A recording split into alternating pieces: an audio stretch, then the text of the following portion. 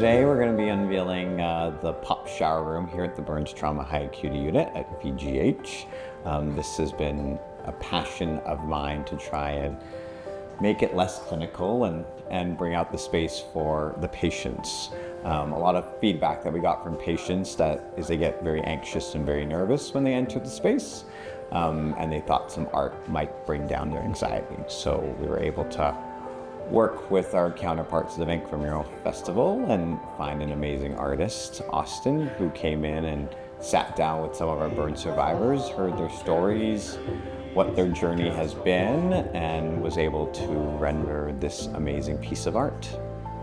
It was such a great opportunity. I think I'm always looking for ways that my art can benefit other people, and sharing my culture to as many people as possible. I think this is a great time or a great space to kind of share that healing energy with the people who need it. And I was so grateful to be contacted for something like this.